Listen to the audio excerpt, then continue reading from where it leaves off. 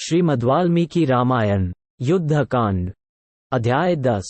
विभीषण का रावण के महल में जाना, उसे अपशकुनों का भय दिखाकर सीता को लौटा देने के लिए प्रार्थना करना। दूसरे दिन सबेरा होते ही धर्म और अर्थ के तत्व को जानने वाले भीमकर्मा महातेजस्वी वीर विभीषण अपने बड़े भाई राक्षस राज रावण के घर गए। वो घर अनेक प्रासादों के कारण पर्वत शिखरों के समूह की भांति शोभा पाता था। उसकी ऊंचाई भी पहाड़ की चोटी को लज्जित करती थी। उसमें अलग अलग बड़ी बड़ी कक्षाएं, डोरियां सुंदर ढंग से बनी हुई थी। बहुतेरे श्रेष्ठ पुरुषों का वहां आना जाना लगा रहता था। अनेकानेक बुद्धिमान महामंत्री जो राजा के प्रति अनुराग रखने वाले थे, उसमें बैठे थे। विश्वसनीय, हितैषी तथा कार्य साधन में कुशल बहुसंख्यक राक्षस सब ओर से उस भवन की रक्षा करते थे। वहां की वायु मतवाले हाथियों के नी श्वास से मिश्रित हो बवंडर सी जान पड़ती थी। शंखध्वनि के समान राक्षसों का गंभीर घोष वहां गूंजता रहता था। नाना प्रकार के वाद्यों के मनोरम शब्द उस भवन को निनादित करते थे। रूप और यौवन के मद से मतवाली युवतियों की वहां भीड़ सी लगती रहती थी। वहां के बड़े बड़े मार्ग लोगों के वार्तालाप से मुखरित जान पड़ते थे। उसके फाटक तपाए हुए सुवर्ण के बने हुए थे। उत्तम सजावट की वस्तुओं से वह महल अच्छी तरह सजा हुआ था, अतः वह गंधर्वों के आवास और देवताओं के निवास स्थान सा मनोरम प्रतीत होता था। रत्नराज से परिपूर्ण होने के कारण वह नागभवन के समान उद्भासित होता था।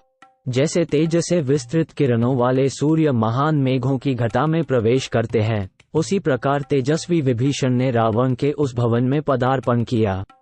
1-7 वहां पहुंचकर उन महातेजस्वी विभीषण ने अपने भाई की विजय के उद्देश्य से वेदवेता ब्राह्मणों द्वारा किए गए पुण्याहवाचन के पवित्र घोष सुने।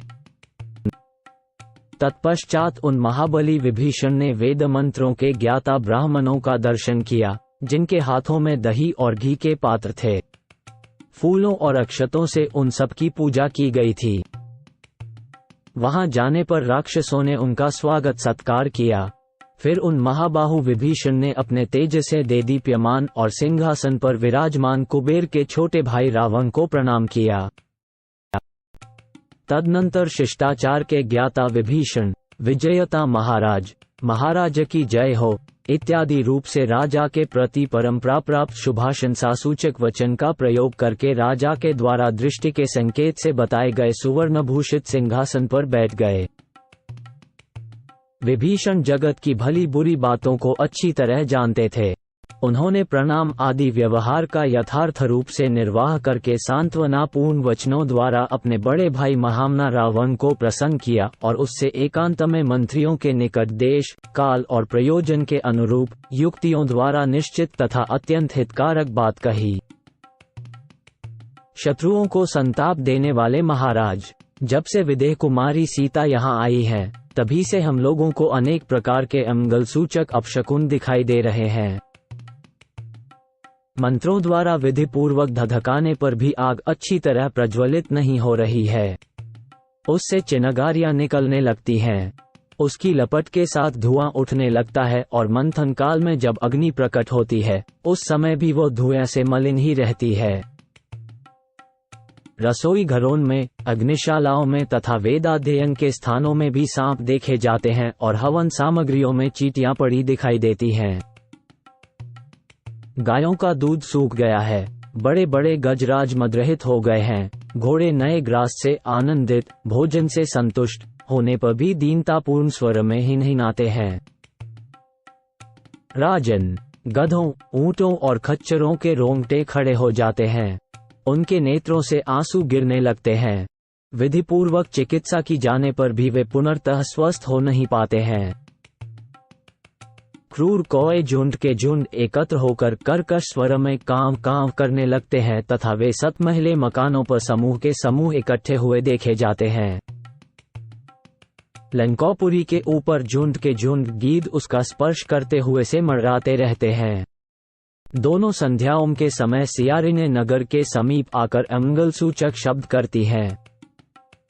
नगर के सभी फाटकों पर समूह के समूह एकत्र हुए मांसभक्षी पशुओं के जोर जोर से किए जाने वाले चीत्कार बिजली की गड़गड़ाहट के समान सुनाई पड़ते हैं।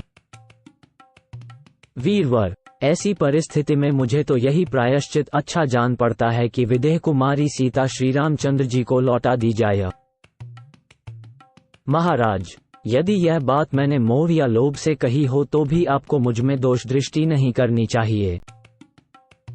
सीता का अपहरण तथा इससे होने वाला अपशकुन रूपी दोष यहाँ की सारी जनता, राक्षस राक्षसी तथा नगर और अंत पूर्व सभी के लिए उपलक्षित होता है। ये बात आपके कानों तक पहुँचाने में प्रायः सभी मंत्री संकोच करते हैं, परंतु जो बात मैंने देखी या सुनी है वह मुझे तो आपके आगे अवश्य निवेदन कर देनी चाहिए। अतः उस पर यथोचित विचार करके आप जैसा उचित समझें वैसा करें।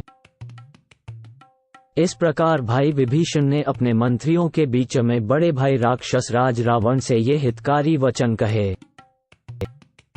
विभीषण की ये हितकर, महान अर्थ की साधक, कोमल, युक्तिसंगत तथा भूत, भविष्य और वर्तमान काल में भी कार्य साधन में समर्थ बातें सुनकर रावण को बुखार चढ़ आया। श्री राम के साथ वैर बढ़ाने में उसकी आसक्ति हो गई थी, इसलिए उसने इस प्रकार उत्तर दिया, विभीषण, मैं तो कहीं से भी कोई भय नहीं देखता। राम मिथिलेश कुमारी सीता को कभी नहीं पा सकते। इंद्र सहित देवताओं की सहायता प्राप्त कर लेने पर भी लक्ष्मण के बड़े भाई राम मेरे सामने संग्राम में कैसे टिक सकेंगे? ऐसा कहकर देवसेना के नाशक और सम्रांगण में प्रचंड पराक्रम प्रकट करने वाले महाबली दशानन ने अपने यथार्थवादी भाई विभीषण को तत्काल विदा कर दिया।